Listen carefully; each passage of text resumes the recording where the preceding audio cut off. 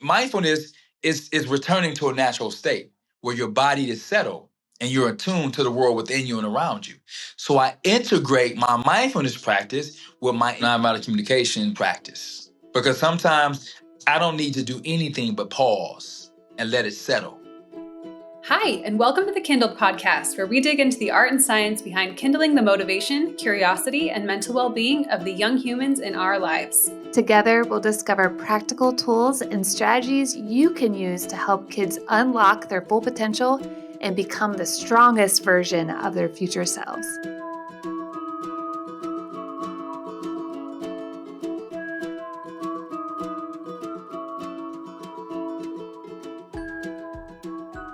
Welcome to the KindlED podcast. My name is Adriane, and I'm here with Kaity. And today, what are we talking about, Kaity? Today, we're going to talk about nonviolent communication. I've learned about that before, but I've never read the book. I've never really dug into it. I've talked to several other people about it, but I've never really dug in. So I'm really excited about our conversation. What about you?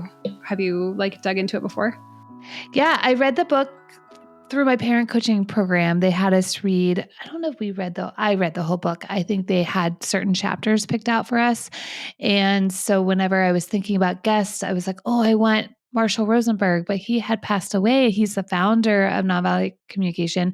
And there's this amazing network of people that have been trained in this way, or a way of communicating. And so this is how we found our guest today.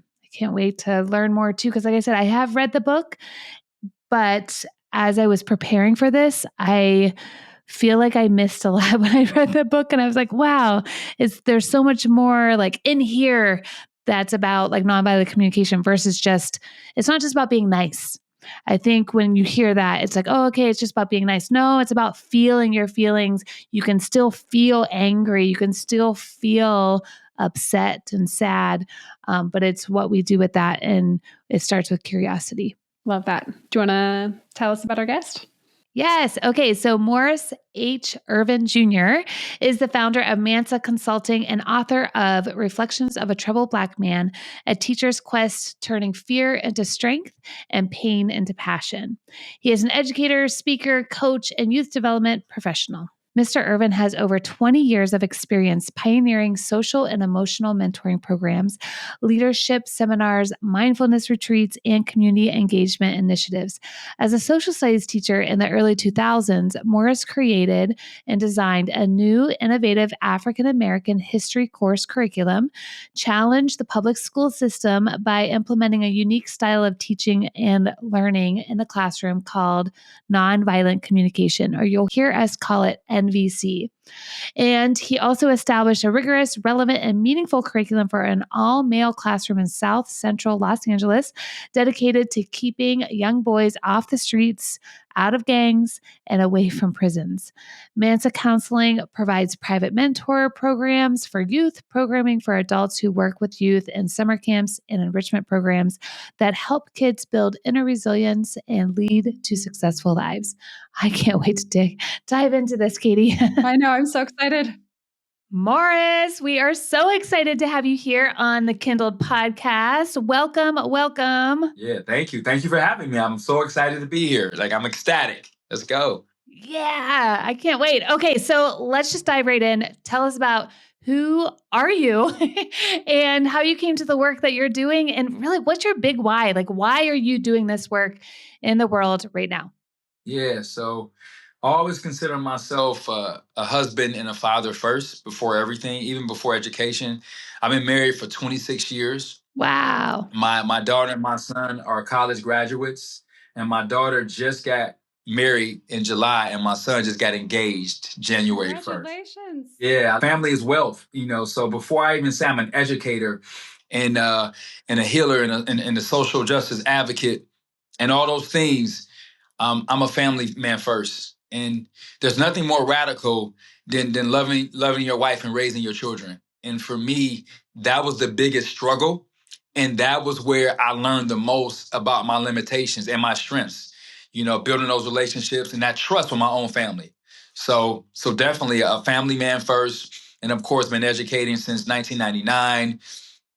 And then I started getting into community work, community building. And then the last 13 years has been integrating everything with mindfulness and also kind of like the social justice movement as well, but integrating all my education, everything around my youth work and my mindfulness work, and integrating that to create healing on a systemic level.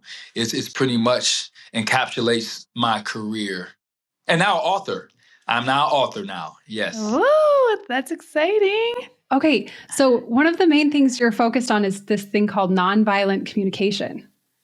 And that was until recently a fairly new phrase for me. And it just is like so captivating. And I just like love the idea of becoming a less violent communicator. And I don't think many of us, we don't think like I'm a very violent communicator. We would never like use that word to label it.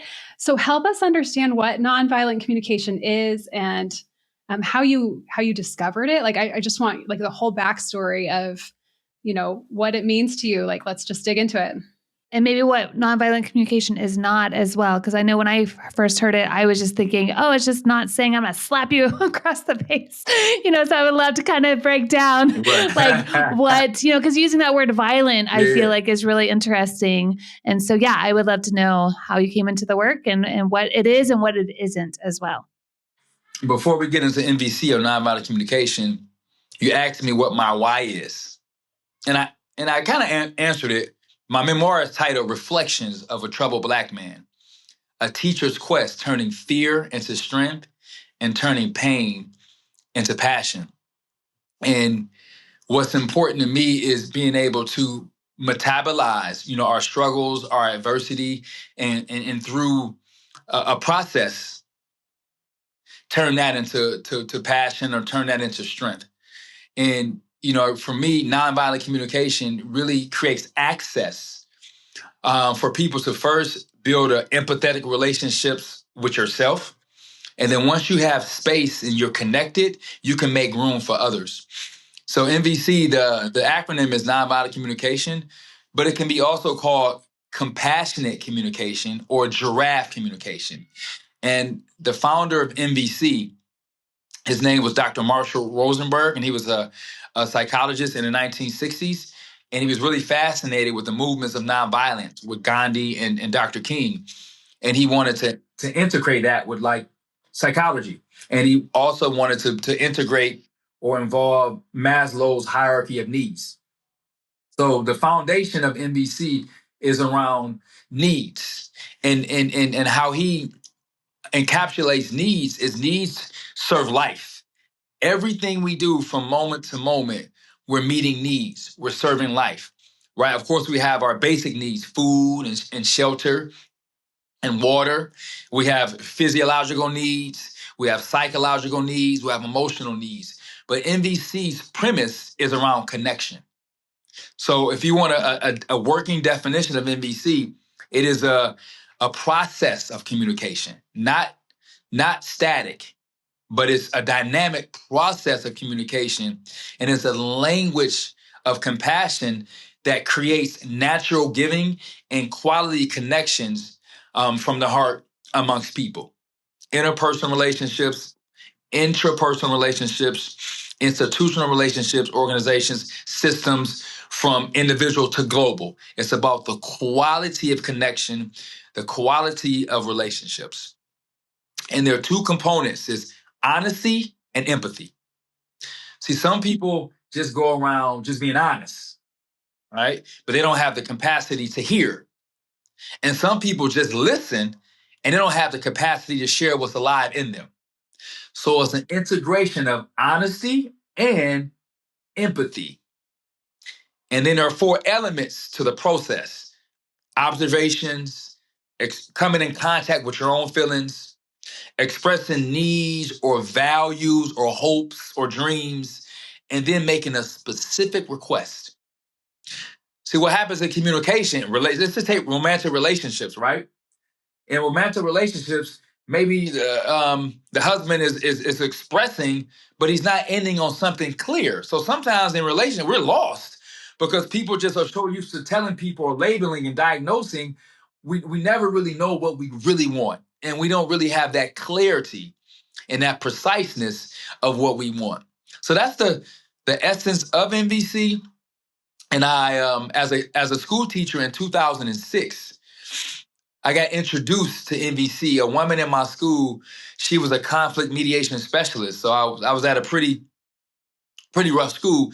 And after the kids came back from suspension, they would go to her program and learn how to get to the root cause of why they were arguing or fighting so they can kind of move on. So that was a part of the consequence to come and learn nonviolent communication, interpersonal communication, learn empathy, self-empathy, and empathy for others so they can get to the root cause so they won't continue to perpetuate the vicious cycle of violence.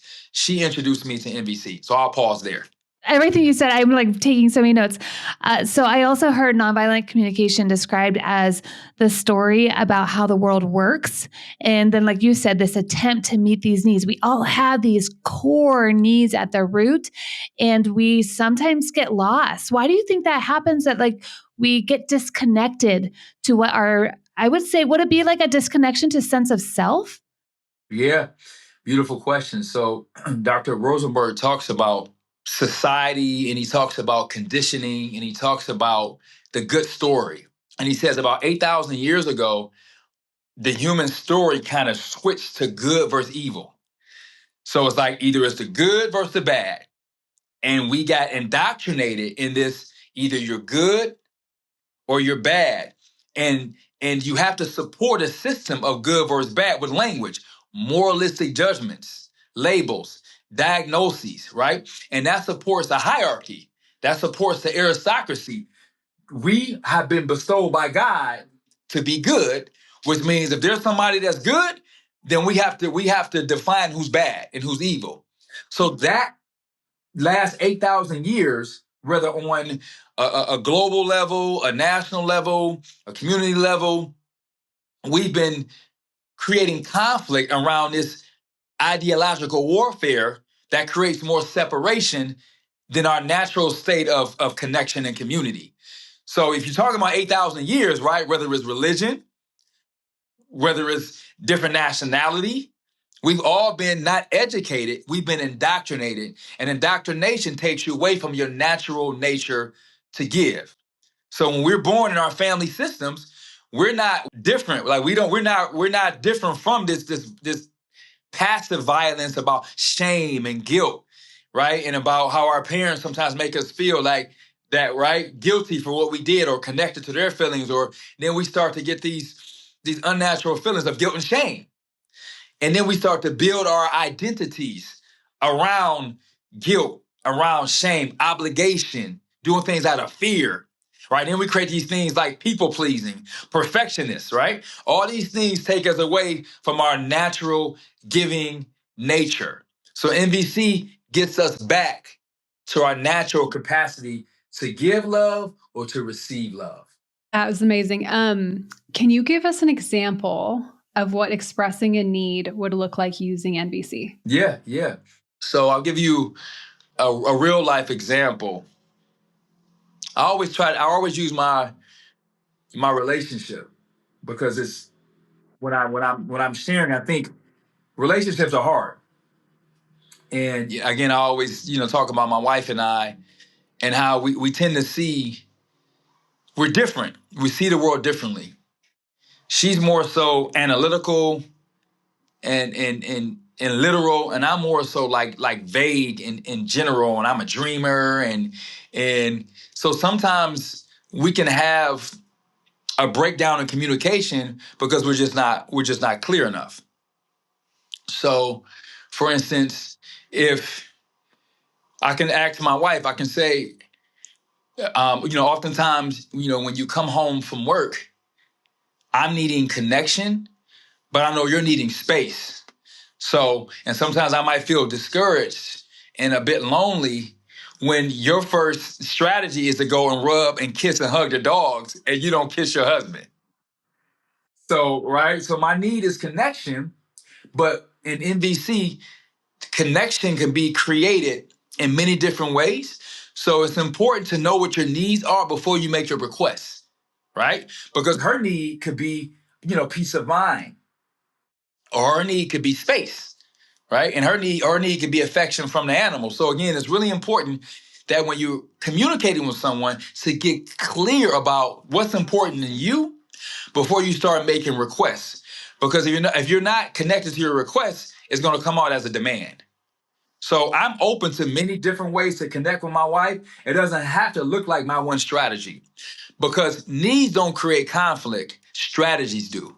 So she said, baby, after I finish cuddling with Pooh Bear and Sadie, and then I slip into my pajamas, then her body is more settled, and then she's more available for human contact. Now, I might be sounding crazy, but my wife is a vet. She's a doctor. She's an animal doctor.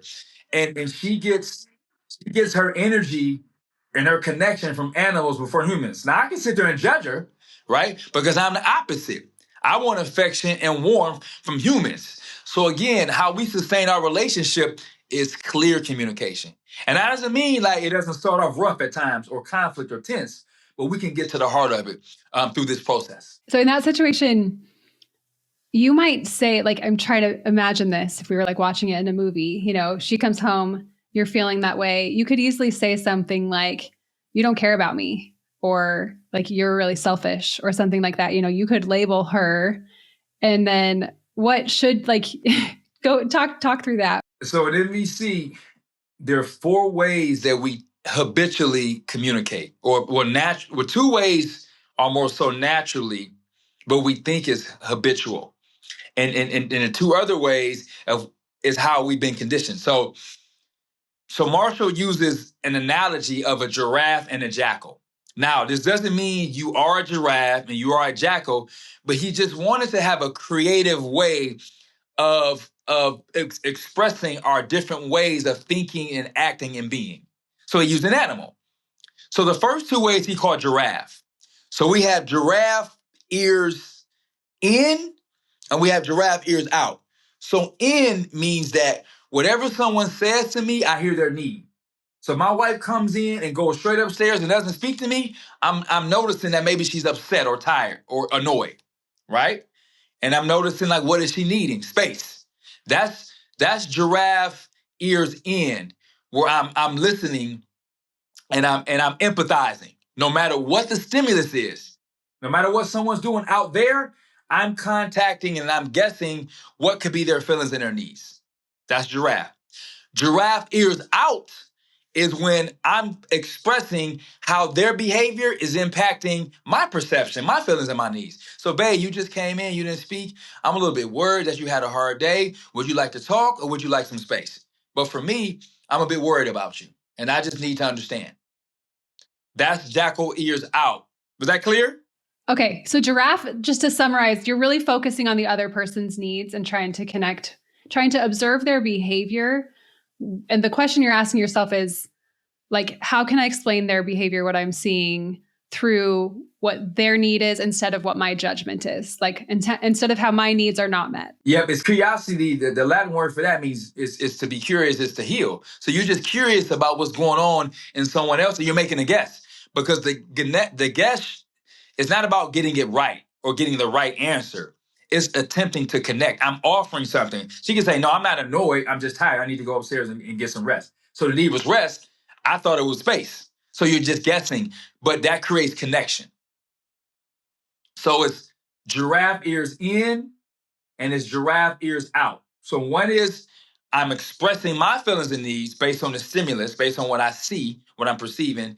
And the other one is I'm guessing the other person's feelings and needs as well. Giraffe. Because Marshall said giraffe has the biggest heart of any land animal. And to communicate this way is risky, right? Communicating off, guessing somebody's needs and feelings. And I'm a grown man. I just came from a meeting where I cried. I was in a room full of professionals and I cried because that's what emerged in me. And it just softened the room, right? I was gonna say, Kaity just shared with me that she cried today too. So we're all in touch with our feelings. And I wasn't worried about being in a man box, all that mess. Like, I was in contact with my tenderness, and that's a strength. Whether someone believes that or not, I'm confident in my full self-expression. So giraffe ears in is when you're listening for feelings and needs. Out is when you're expressing your feelings and needs. The giraffe sticks its neck up right? And that's the metaphor for how you can put yourself out there, right, for this type of radical communication. So again, there's other analogies and why he chose a giraffe when it comes to honest and open communication. And you mentioned jackal, though. What was jackal? So jackal, people like, you're a jackal. No, we're not. That's another judgment. It's jackal ways of thinking. Giraffe is about connection. Jackal is about separation. Jackal stays low to the ground. A giraffe can see like different ways. A jackal there's only one way, my way. Okay? So when you're in your jackal thoughts, the world is scarce, not abundant. The world is limited, and you only see one way or one person to meet your needs. And that creates the stress and the conflict. So just to go back to your example with your wife, she comes in, you're like, you're not meeting my needs, so you're judging her. If you're having jackal-like thoughts in that moment, they might sound like you're selfish or you don't care about me or something like that. And then she is going to feel judged and defensive if you say that to her. Yep. Okay, there you go. So it's like you don't need someone else. Like you can change both sides of it as one person. I love that. One person. There's only one person, because it's all about like how you can hear a message. And there's 4 ways. Giraffe, in or out. Now, jackal, in and out. Jackal is, if I'm jackal in, is I'm internalizing that I'm blaming myself. I must be a bad husband. I must have did something. Oh my God, I'm internalizing this guilt or fear or shame. What did I do wrong? And we do that in power dynamics, right? If we talk about male-female relationships, a husband can come home and give you the silent treatment, and what do? You beat yourself up. I'm just giving an example. That's jackal in. Jackal in is blame self. How can I be so stupid? How can I be so silly? Like, what's wrong with me? All those internalized judgments. Can I interject here? What is coming up for me is if someone texts me or messages me, hey, I need to talk to you. I often go to jackal in. I didn't even realize this until now. And I'm like, what did I do wrong? Like, I'm in trouble. And it could be about going to dinner. It could be about like anything. But that is so interesting to me. Whereas if I was more in the giraffe and aware of my feelings and my needs and what needs not being met, then I won't get into guilt and shame. That is fascinating. And then Brene Brown, I love the way she defines guilt versus shame is, guilt is I did something wrong, whereas shame is I am wrong. And that's where, if we live in that jackal state for so long, that's where that shame just starts to eat at us, right? Yep. And remember, it comes from 8,000 years. That's been passed down in our DNA and our chromosomes, right? Now, I'm not saying we can't change, but we got to be aware. The cost of awareness is responsibility. So if you're having these like strong, intense emotions, and when I'm training people, bringing in the systems work, because this is interpersonal communication, but I bring it on a structural level, on a visceral level. And that way you can integrate both. So if I'm having strong emotions, maybe these emotions are coming from something outside of me as well. But you just want to be aware of what's happening inside of you and just come in contact with it. Okay, you said this really fast, and I want to point it out and say it slow. It's the cost of awareness is responsibility. No, that's good. If jackal in is I'm blaming myself, jackal out is I'm blaming you. Right? Like you said, you're selfish. How can you be so selfish? How can you be so aloof? Or right, you're just kind of just like a bad person. Like so the judgments. So judgment in, judgment out. Giraffe in is empathy. Giraffe out is full self-expression, honesty, empathy. But the key word in all this is to know where we're at is to come in contact with ourselves. And that's self-connection. You see me placing my hand over my belly. I practice mindfulness. Mindfulness is returning to a natural state where your body is settled and you're attuned to the world within you and around you. So I integrate my mindfulness practice with my MVC practice. Because sometimes I don't need to do anything but pause and let it settle. Slow down. Because like you said, Adrian, I have so much conditioning from my past, from my environment, from my upbringing, from my conditioning, race, class, trauma, right? And sometimes you get activated. And like you said, it goes fast. Slow it down, come in contact. What are you sensing? Yes. And it takes so much time. Would you say this is called like holding space? Like when you're in and so it takes time to build those breaks though, and to access that parasympathetic. We talk about the nervous system a lot. So this is all, connected, which is really fascinating. Okay. We're learning about NVC and what it is, blaming, judgment, guilt, shame, how to have empathy. We're naming all these things. How can we then now apply it to in the classroom and then also at home with parent and child? Yeah. So now I was a classroom teacher for 11 years. And I can send you the documentary. It was a 30-minute documentary on me in 2006 called Hear the Needs. So when I learned nonviolent communication, I had two filmmakers come and observe me for a week teaching MVC consciousness to high school students. This is 2006. This type of education wasn't even heard of. I was getting ridiculed by teachers, administrators. What is he doing? He's not a therapist. He's not a counselor. This is unheard of. Now, 15 years later, it's CASEL. It's social emotional learning. Now it's sexy. When I was doing it, like they didn't know what I wasn't a teacher. Wow. Were you able to start with self-compassion? Like, what did you do to be able to bridge or to accept, all the criticism at that time? Yeah, I think for me, what was really important is all tragic expressions and judgments are needs in disguise. So when I hear people criticize me, they're fearful because it's something new.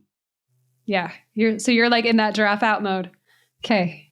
And then you don't have to like defend against that because all you've done is connected with their need through curiosity and empathy. That doesn't trigger your nervous system to be like, there's danger, you need to protect yourself, like any of those things that would escalate or activate you into something like more aggressive or violent. Then it's just curiosity, like heals that. That makes so much sense. And if it does, whereas I don't want the listeners to think this is about doing it right, okay? It's not, you're not doing anything, right? You're living this. So when you live something, you make mistakes. You go clean it up. I still get into arguments with my wife. I still overreact. I still underreact. I'm not a guru.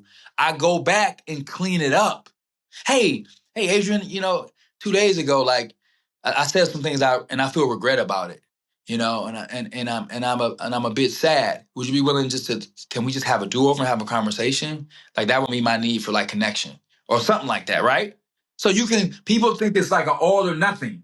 So I want to take us back to the classroom. So in the classroom, there are many examples in my memoir where there's behavior, but I get underneath and I help young people get in contact with their need.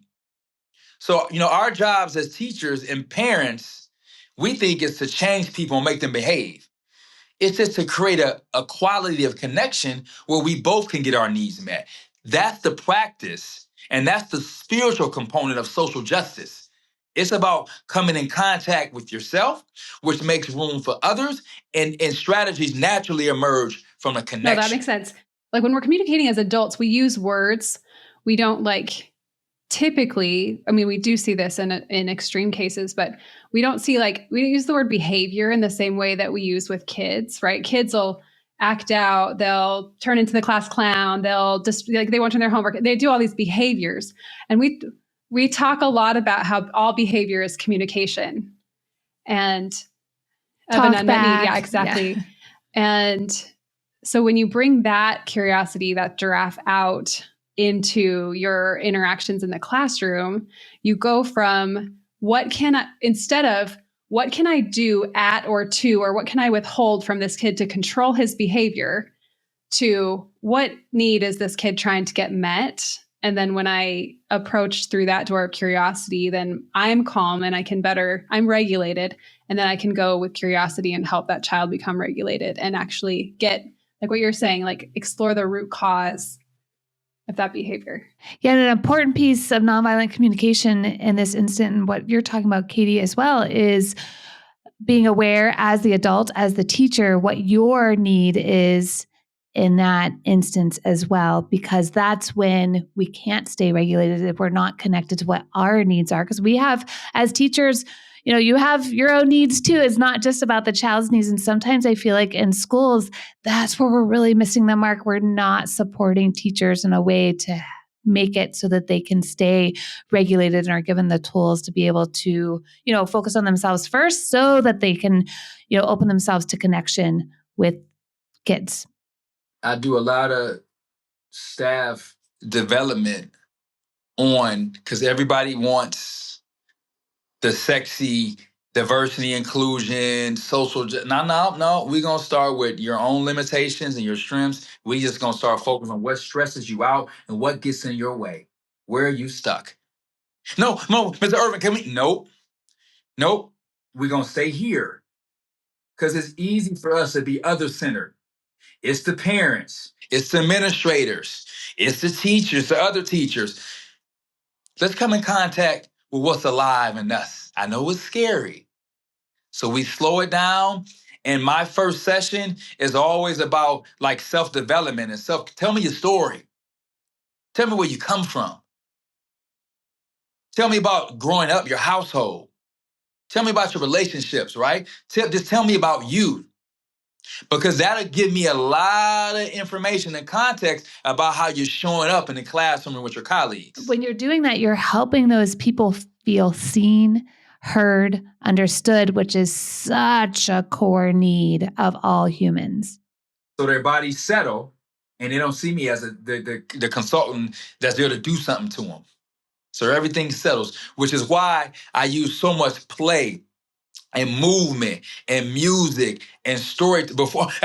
This is not the workshop. Oh, yes, it is. This is the workshop. Us laughing and listening to a song and doing some belly laughs. This is the workshop, right? Because people want to be fixed. They want a prescription to fix the kids, to fix their marriages, fix, but nothing's wrong with us. We're beautiful and whole just the way we are. It's tapping back into that wholeness. There's nothing about us that's brokenness. So we use this as a reminder to get back to our natural nature to give or receive. And we're just putting communication on it. But it's the intent and the consciousness behind your words that's really MVC. I'll say this again. Words are important, but it ain't the words.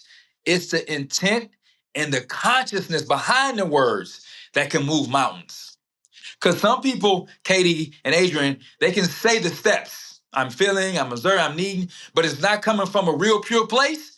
It's going to seem patronizing and it's going to shut people down anyway, because you're using it as a technique not to liberate people, not to liberate yourself. No, I can totally see that. You're using MVC in a very violent way to continue to control the narrative. I'm very passionate about this part because people want my knowledge. They want me to, so they can go and use it in business and use it in their relationships and just use it. But this is about giving without expecting anything in return. That's the consciousness of the Yeah, work. and there's so much like nonverbal communication too. I mean, even though we're on a virtual call right now and I can see you through a screen and I'm not in person with you, I can feel that passion. It's a feeling from within and this life force within us. The life force. Yes. Communication, it enriches. It doesn't alienate. It's life enhancing. It's life serving. Sorry, Kaity, you had something. You had a question? I'm just reminded of something we teach all of our micro school guides is that like you can say almost anything to a kid. It only matters what you're thinking about that kid and like what you're feeling about yourself and what you're feeling about that kid. Because you can give a correction or like some feedback in a way. You can say the exact same words. If you're thinking this kid is lazy and disrespectful and you say those words, that's what he's going to feel. And if you're thinking, wow, this kid is trying his best and I really respect him for staying in this struggle, that's what he's going to feel. And it's all about getting your internal self like in alignment before you venture out into communicating with other people. But you're right. Like we want to know the steps. We want to do it right. We want to like we live very externally. And I think that's why we're so disconnected from ourselves, because we don't spend the time. We are not mindful. We don't have this practice that we're all kind of like circling around. We're very disconnected, especially in Western culture. And it can be very uncomfortable to start. And, I have OCD. And so when I started meditating and sitting there, I was just like, why can't I think of it? I mean, the cyclical thoughts were driving me crazy. And then I read an article and it was like, actually, people with OCD, it is hard for them to meditate. And I can now do 5 minutes. And but it has taken practice. And when I started, it was probably, I kid you not, 10 seconds before the thoughts would just start spiraling out of control. So we have to be okay with being uncomfortable. And like you said, we get so others focused. We want to make sure, we start with us first. It's really important. And our kids will feel that. So, here at, in our micro schools and what we teach on, KindlED and work with parents, we talk a lot about empowerment. So I would love to talk about this. Like, could you discuss how NVC is used to empower students to take ownership of their learning, their self-development themselves, and how you maintain a sense of empowerment within yourself as an educator or as a parent? All right, here we go. This is one of my most powerful stories. It's in my memoir. We're ready for it. Shameless pitch. So when I moved out west to Los Angeles, California, I said if I ever moved out there, I'm going to teach in South Central. I'm going to teach in South Los Angeles. So I find myself in a high school in South Los Angeles, and it's a whole new culture for me. I'm from the Midwest. Okay, even though I'm African American, the African American students, it was a different region of the world, like a different culture, right? Culture shock. And then you have the Latino brothers and sisters, and the Latino brothers and sisters and the African Americans, they were literally in that neighborhood killing each other, going to war. Okay, so this is what I tell teachers, right? It's like, if you're not equipped emotionally, culturally, spiritually, like you're gonna have a rough time. So I show up in my classes, and the Latino kids on one side, and the Black kids on the other side, and I felt the energy of the Latino kids because I look like the Black kids, right? So this is all context, right? This is all something that I can be giraffe in and out. Whatever students say to me, whatever they don't say to me, I'm curious. I'm curious why they're silent. I'm curious why certain words are used. I'm curious why arms are crossed. I'm curious. And I tell teachers, it takes at least 30 days to create community. It takes 30 days. So every day when I came to the South Los Angeles High School, I put the circle. I had some toys in the middle of my circle. I had some music playing. I had a journal. And the first opportunity for them to see if I was a real deal is when they said, we're not doing that journal.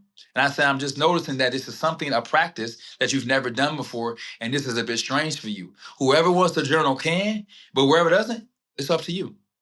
That was a test to see, right? Because kids want freedom to choose. Yeah, agency and autonomy. We talk about that a lot.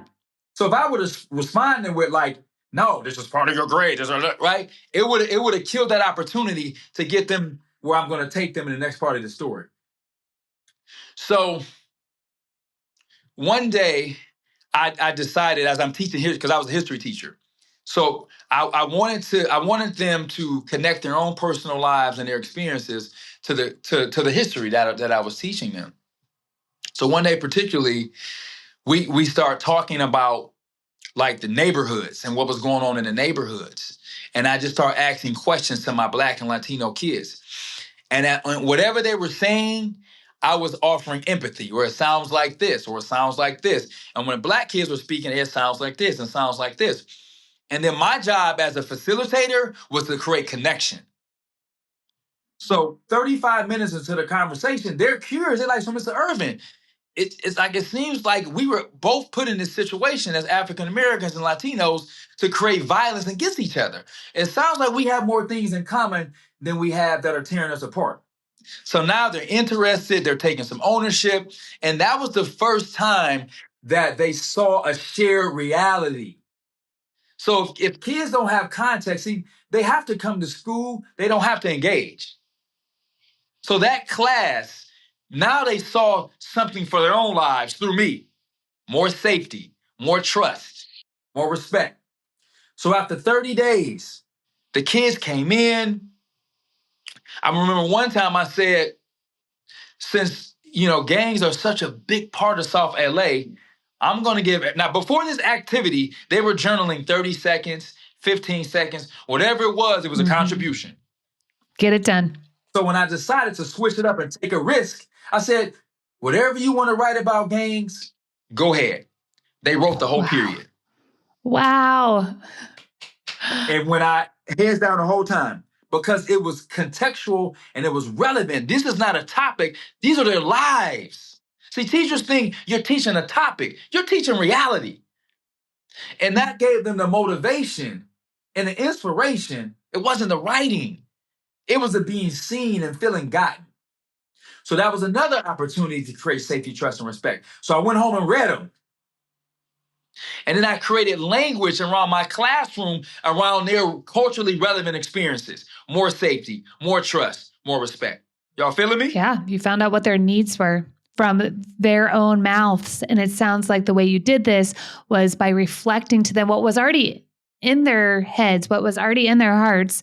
And you were just able to reflect it back to them while everyone else in that classroom was able to hear it. Oh my gosh, I'm like, I can feel the emotions. That is so beautiful that you were able to provide that opportunity for them. As individuals and as a collective. So then, one day, I get a notice from the principal, and he said he was going to, because I was young, he was going to lay me off because I wasn't tenured. So with a heavy heart, this is in my memoir, I went upstairs and I shared with my third period class, and they went, because now it's like all their fear, all the past, right, is coming up. Being abandoned, being neglected, broken promises from in their personal lives, teachers in the past that left them, right? So all this rage, cursing, profanity, and I'm holding it, the capacity, right? And I'm reflecting. And I'm acknowledging, like, yeah, this is part of the system, right? This is part of the rage that you feel, right? This is part of the not feeling value, right? And the first time in your life, there's this teacher that's in front of you that loves you unconditionally, and now he's being ripped away. So after I'm softening with the empathy. I'm softening. Fuck this crazy. The Latino gang leaders, the black, they all over. I'm softening. So when you give empathy, you know when empathy is a thing, when the tension settles in the room, it's a collective because people feel listened to. And then something in the room shifts. That's the caveat out there, teachers. When there's real empathy, authentic empathy, the person's body is going to shift and they're going to stop talking because you listen with your full being. So I had 35 students in my class, and I'm just reflecting. And then when the tension settled, now it's time to talk about some strategies. So I said, class, if you tear the school up as a strategy, what need is that meeting? If you terrorize your peers and go curse out other staff and the principal, what need is that meeting? And I pause. Respect. I said, that's one way to meet respect, but it's going to be at the cost of your freedom because you're going to get expelled. Pause. You see how powerful this is in context? So after we got clear about like violence is meeting a need, but it's going to be at the expense of other precious needs. So I said, now I've listened to them, right? I've heard them. They share their strategies. I say, how about I offer? Okay, Mr. Ervin, what? I said, how about we just role play and just practice being in giraffe and maybe just communicating what's alive in a way that administrators and authority figures can receive it. And I might tear up. So we practice. And then we role played me being the principal, and we just went through different scenarios of expressing. And we paused and would just say it differently. What need was that? These kids were putting in work. So the next day, it's in my memoir, I'm on a train getting to South LA. Our train hits a car And I couldn't get to work till later. I'm stuck on the train because I hit a car on the railroad tracks. Anyway, I come to school late. The secretary says, Mr. Morris, you will not believe your students. 35 students came down here in the principal's office. And except 2, everybody else waited quietly. The alpha males, the black alpha male and the Latino alpha male, knocked politely on the principal's door. And he was like, what?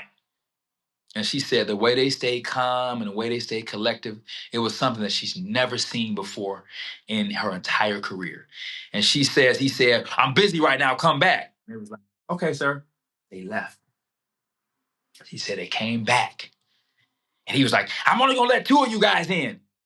He let the 2 in. Man, they worked him over with love and agency and listening. And they were full self-expressed. And I got to keep my job. Oh my gosh. When I say that was real education, that experience, education is experiential from what I taught them and what we lived in that classroom. That was a real American Revolution. We were studying the French and American Revolution. That's the power of this work. You should have seen their faces. We did it, Mr. Morris. We did it. And for some of those students, that was probably the first time where they felt like success and meaning and efficacy. Yeah, you know? And that's one of many stories in my memoir about the power of this work. Yeah, and something you mentioned, which I think is a practical tool that every teacher, and I use it as a parent, is role playing, because you're building those neural pathways in their brains to, instead of just going to what they're used to or what they're conditioned to doing, or a lot of these kids probably came from environments where this was not the norm, right? So you gave them an opportunity to practice it in a safe environment, which is huge. I mean, role playing is like my number one go-to, and play. You talked about play and movement, especially with toddler behavior, with, little kids or first, second, third graders. Just tap into the power of play and tap into role playing so they can practice, so that whenever the stakes are real and we go into reality, they already know what to do. Those hard wires turn into soft wires. And that's where transformation lives, through not the hard wiring, but like you said, making those new neural connections. And that's through the play and the movement and safety and trust and respect and the repetition, right? Yeah. So that was one of many stories of the power of this work. What are some of the other changes that you see in kids once they learn this? Like, do you teach it to them in just like the same way you've just taught us? Like you talk about giraffe and jackal, like you practice it, or are there different techniques or strategies you would use when you're teaching this to a kid? Well, for me, you mentioned developmentally, right? Pre-K or toddlers and pre-K, and I've taught this probably as young as probably third grade, second or third grade, and up until the university level in terms of youth. And for me, depending on what audience I'm in, I might not even use NVC or compassionate communication. I might just play for a couple of weeks. We might just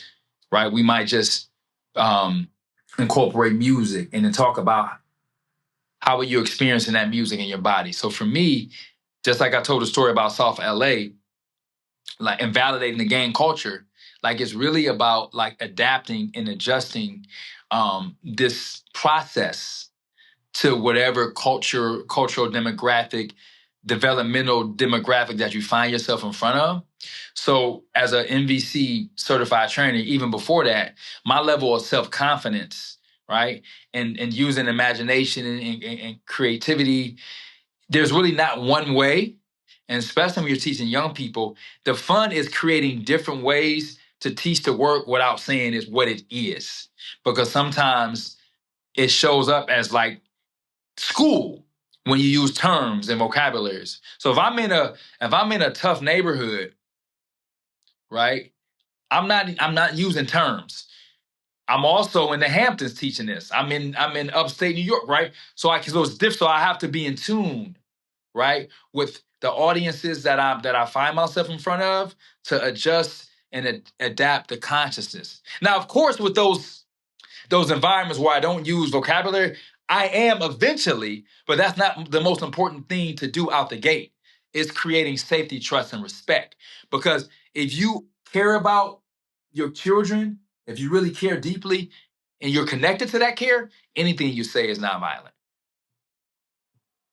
So there's some conceptual things it's important to embody, because some people hide behind the structure, and the structure is amazing, but it has to be substance there and consciousness behind the structure, and some play and using a bit of imagination and creativity.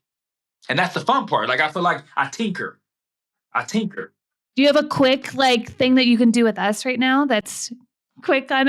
Katie loves play. We're working on embodying play. She has struggled with play, but as she's had kids, she's done better. I mean, that's me. Like, you're talking about movement, and that's how I regulate my body for sure. So do you have something we can do right now?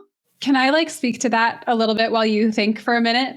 So I definitely didn't grow up with a lot of emotional safety, where it was okay to have feelings, right? So you gave an example at the beginning of the call where you said you were on a meeting and you cried and it was cool and you just embraced it. When I cried on a meeting today, I turned my mic and my camera off and ugly cried. But feelings, when part of that was playing is not okay. Really, playing is not productive, and my value is productivity, right? So that's my hard wiring, and I'm kind of healing as I've had kids. I have 4 young kids, and I've had to learn how to play again and how to value play, and to heal my unhealthy relationship with productivity and my own value and things like that, so that I don't pass that on to my kids. I don't want to convey to them that you're only worthwhile when you're hitting your goals and when you're, doing your chores and things like that. It's no, you're valuable. I love you no matter what, all the way, and we can just play and have fun. But for kids who are coming from rougher neighborhoods, that maybe haven't ever really felt what it is to relax and to play and be safe. It's almost before you can't even, it's asking someone to describe something they've never tasted, to talk about something they've never tasted before. You have to create this environment where you are giving it to them, right? And that they feel it. And then later they can talk about it and reflect on it. But you have to start with that foundation. And how do you lay that foundation for kids who don't have it? Play, music, what are some of the things? How do you use music specifically? So how I use music, I came from the kind of the hip hop generation. And I know when I was in South LA, the music that they were listening to, there was a gap between the music that I was listening to. But it didn't matter, because I chose music that would capture their attention. So I always had a boombox in my class set up, and I would always set my class up. The music would be on, I would prep my class. Certain days I would have it in a circle, and then I would have, I call them spirit balls. If we was in person, I've made up these games called group juggle. It's an opportunity for us to create interdependence. I put everybody in a circle and we play, because I want us to understand that we need each other, in the classroom. So having the music on, and even if they said this music suck, it's terrible, I would say, I'm curious. Could you observe and describe? What makes it terrible? Oh, man, because that's back in the day. I'm well, could you say more? So even if the kids don't like the music, they're engaged, right? Because you're still giving them voice. So that's how I use music. And then eventually I took different call and responses out of the songs, and then I used that to get their attention. Oftentimes it's be quiet, shut up. Wait, can you do that again? I'm just totally kidding. So, that was awesome. No, be quiet. You're talking over me. Quiet. Stop talking. There we go. I'm going to lose You can hear me clap once. If you can hear me clap 6 times. If you can hear me, don't clap at all. Just hear me. Hey, this is our exercise that I asked for. You're getting us to loosen up. This is terrible. It's terrible. And I got a game for you, too. So there's an old hip-hop song, one of the dopest hip-hop songs ever. It's called The Message. It's from Grandmaster Flash and the Furious 5, and it's called The Message. I don't know if you ever, it's don't push me, cause I'm close. No, to the edge. So with the song, I took out different call and responses, And it would be like, a child is born with no state of mind. And they respond, blind to the ways of mankind. So after some persistence, like the repetition, like they love the different creative ways. And then when we study the Constitution, we're reading the preamble to the Constitution. Like I turned it into a call and response. And some of my students I still talk to, they're like 28 and 29, and they'll call me and they'll say, the Constitution heals people just like me, or sovereignty. People have the right to rule. So like the different, like the music rhythmical, and first of all, I started with music, but then we took some of their assignments was to take some of the text and come up with a catchy phrase. So role play, like drama, is a great way to teach concept. And then it's taking a risk. So one day they were like, Mr. Morris, because I rap too. I'm a storyteller. I'm a poet. So they were like, you always rapping. I call it awake or sleep. So in my memoir, I talk about if you're awake, you're learning, you're listening, like you come to class on time. If you're asleep, you're missing school, you're engaging in risky sex, like you're acting out in class. So they had to journal about sleep and being awake. And when we talked about American history, I would say when they were killing each other in this war, why was it sleep behavior? Why was it awake behavior? So teaching through metaphor is a great way of, because they can access sleep and awake, and they can use their prior experiences with the content. So one day they was like, Mr. Morris, Mr. Manson, can we rap sleep? Meaning they wanted to rap about drugs and gangs. And this is about like validating. I'm like, all right, it's the thing. Like whoever rap got to be dope. You know what I'm saying? Or there's gonna be some consequences. Like I gotta feel it, right? There's going to be consequences if your rap is not dope enough. I wish that you were my high school teacher. But could you imagine the level of engagement? Now, we still did work. We had productive work done. Because, right, if it's less is more, the work is done, we can play. So I let them rap. I was like, man, that was whack. It was terrible. It was, right? And then they was like, well, won't you try it? So just to show them how skilled I was, like I made up a freestyle about like drugs and gangs, and they went nuts. And I did that to show them that I'm an intelligent Black man, and it's not hard for me to talk about killing. It's not hard to be talking about slanging dope. It's not hard to be talking about all those. Now I'm not disrespecting the heroes you look up to in the streets, but I really wanted them to see that there are two worlds and they have another alternative. So the reason why I'm talking about consciousness, I'm talking about articulating words. I got feelings words all up around the room because I just want y'all to at least have the discernment to make a choice. And I just wanted them to just understand I'm not dissing your lifestyles. I just want you to know that there's something else. And when I talk to these young men now, they get emotional because they like, Mr. Morris, like, you expose us to something else and you let us choose. That's incredible. And I'm on this planet to give people the power and the freedom just to choose. So the drama, the role play, the music, the creativity, the team building, you incorporate that in your curriculum, right? It's not playing and then history.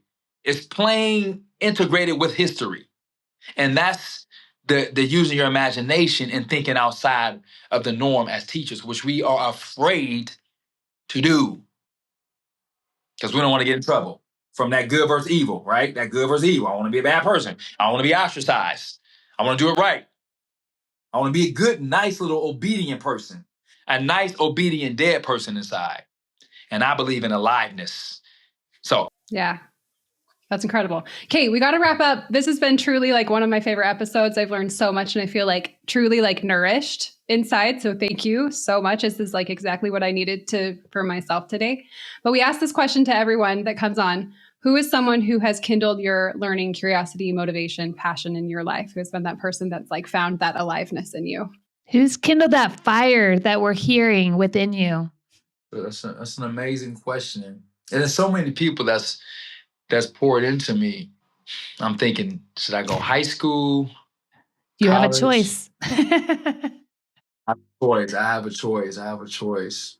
I had an African-American drama and poetry teacher. Her name is Miss Ballard. And just FYI, I take her out on dates. She's still living. She's in her late 70s, and I take her out on dates. So, because I want to let her know how much she empowered me. So she was like the first teacher that taught me about my culture through poetry, the Harlem Renaissance. And I was a very extroverted kid, right? I could challenge the status quo. But when she introduced me to like different ways to use poetry, and then I just fell in love with Langston Hughes and Countee Cullen and all the Harlem Renaissance poets. And then she incorporated theater. She incorporated role play. And I was very athletic, right? Sports and gym were my favorite subjects in history. But this drama and poetry, it tapped me into my nurturing side and my creative side. And she's the first teacher. She took me on a field trip to a place called the Karamu. It's the oldest African-American theater in the history of the United States.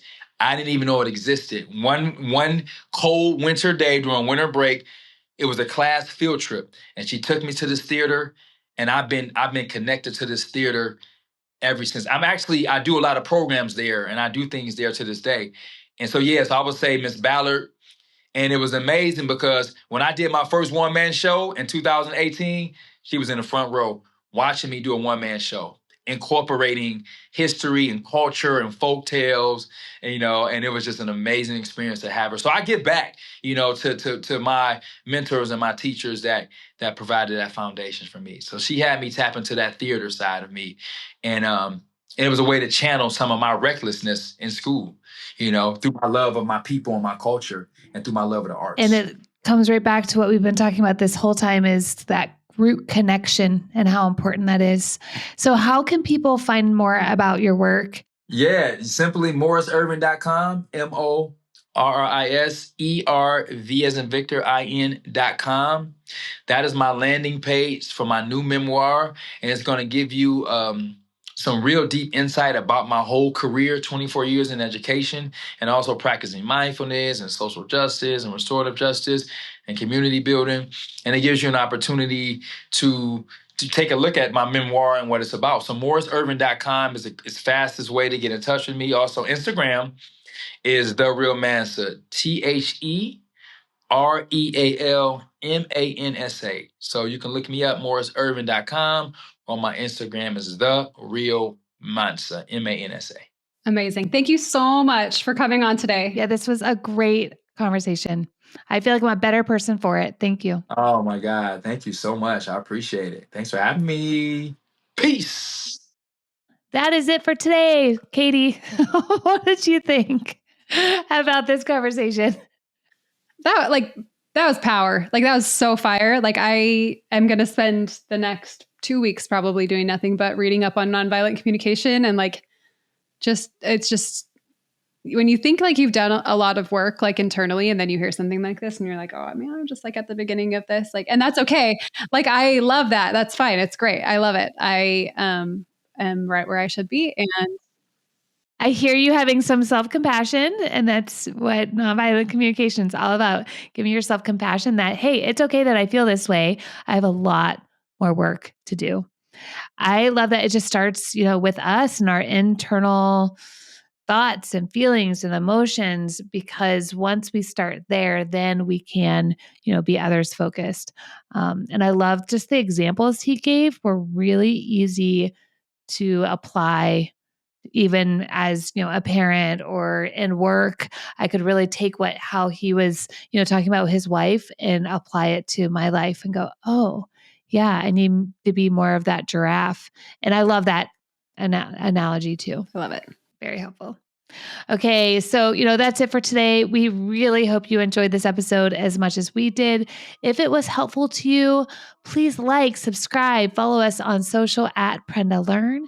If you have any questions, all you need to do is email us at podcast@prenda.com. You can also join our Facebook group called the KindlED Collective and subscribe to our weekly newsletter called The Sunday Spark. The KindlED podcast is brought to you by Prenda. Prenda makes it easy for you to start and run an amazing microschool based on all of the things that we talk about here on the KindlED podcast. If you want more information about guiding a Prenda microschool, just go to prenda.com. Thanks for listening, and remember to keep kindling.